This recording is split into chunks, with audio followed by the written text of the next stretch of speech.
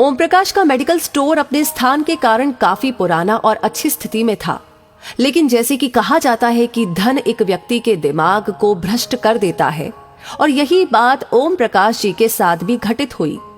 ओम जी बताते हैं कि मेरा मेडिकल स्टोर बहुत अच्छी तरह से चलता था और मेरी आर्थिक स्थिति भी बहुत अच्छी थी।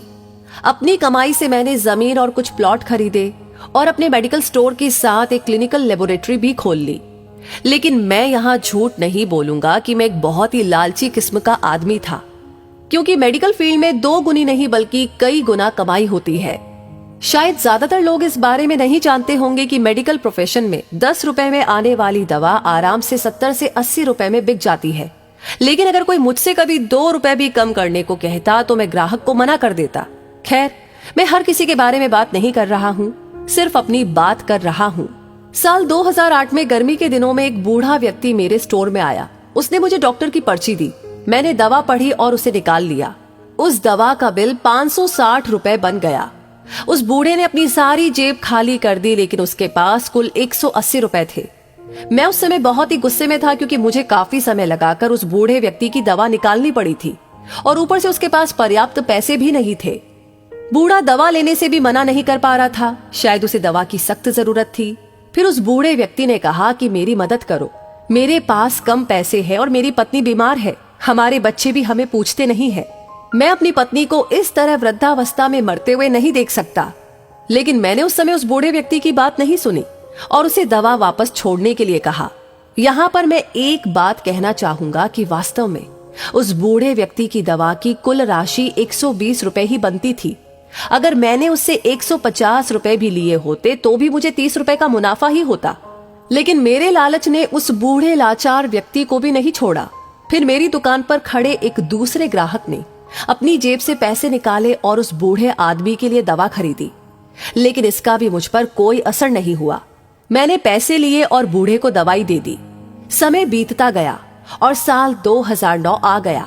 मेरे इकलौते बेटे को ब्रेन ट्यूमर हो गया। पहले तो हमें पता ही नहीं चला, लेकिन जब पता चला तो बेटा मृत्यु के कगार पर था। पैसा बहता रहा और लड़के की बीमारी खराब होती गई। प्लॉट बिक गया, जमीन बिक गई और आखिरकार मेडिकल स्टोर भी बिक गया। लेकिन मेरे बेटे की तबीयत बिल्कुल नहीं सुधरी। उसका ऑपरेशन भी हुआ और जब सब पैसा खत्म हो गया तो आखिरकार डॉक्टर्स ने मुझे अपने बेटे को घर ले जाने और उसकी सेवा करने के लिए कहा। उसके बाद 2012 में मेरे बेटे का निधन हो गया। मैं जीवन भर कमाने के बाद भी उसे बचा नहीं सका। 2015 में मुझे भी लकवा मार गया और मुझे चोट भी लग गई।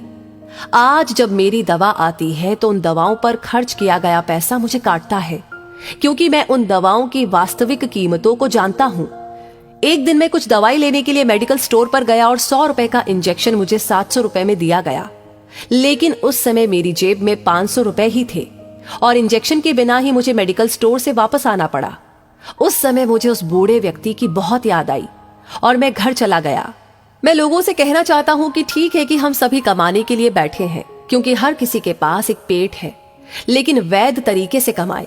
गरीब लाचारों को लूट कर कमाई करना अच्छी बात नहीं है, क्योंकि नरक और स्वर्ग केवल इस धरती पर ही है, कहीं और नहीं। और आज मैं नरक भुगत रहा हूं।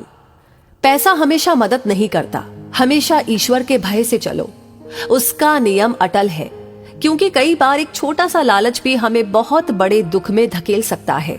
तो दोस्तों, इस कहानी को सुनकर आप क्या महसूस करते हैं? अपनी राय हमें जरूर बताएं और इस